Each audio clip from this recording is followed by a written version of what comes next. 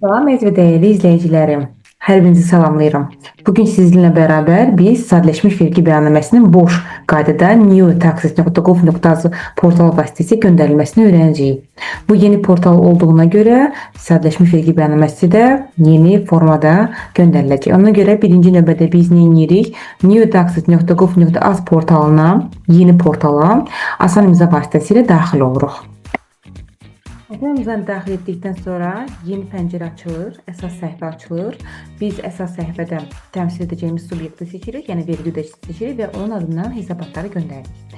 Deməli, birinci növbədə baxın, burada sol tərəfdə, sol sütunlarda burada bəyannamələr hissəsi var. Biz bəyannamələrə daxil oluruq və burada bizim bəyannamədə yeni pəncərələrimiz açılır ki, burada artıq görürsünüz ki, göndərilmiş bütün vergi bəyannamələri göstərilir.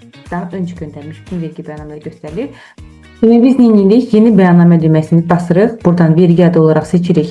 Hansı bəyannaməmizi göndəririk? Sadələşmiş vergi bəyannaməsini göndəririk. Dövr olaraq seçirik. Bizim hesabata göndərəcəyimiz dövr. Mən misal üçün birinci qrupa görə göstərirəm. Daha sonra bəyannamə növü.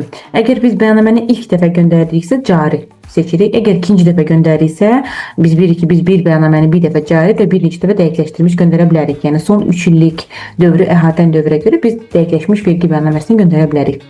Yəni mən birinci dəfə göndərdiyimə görə dəqiqləşdirilmiş seçirəm. Amma əgər siz ilk dəfədə bəyannaməni göndərirsiniz, cari seçin. Davam et düyməsini seçirik və yeni pəncərə açılır. Yeni pəncərədə nə göstəriləcək bizdən?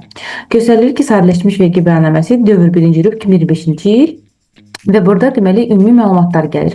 Ümumi məlumatlar hissəsində siz nəyi görəcəksiniz? Ümumi məlumatlar hissəsində əgər siz hesabata borc göndərirsinizsə, siz sadəcə burada bəyan ediləcək məlumatım yoxdur. Üzərinə quş qoyursunuz. Vəsə.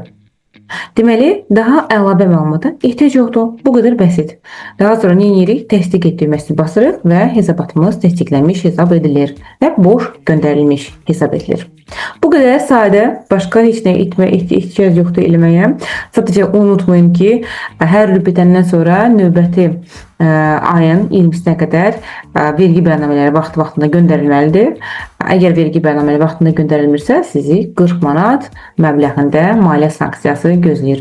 Əgər bu video sizin üçün faydalı olduysa, o zaman bəyənməyi, rəy bildirməyi və təbii ki, kanalıma abunə olmağı unutmuruq. Öncədən təşəkkür edirəm.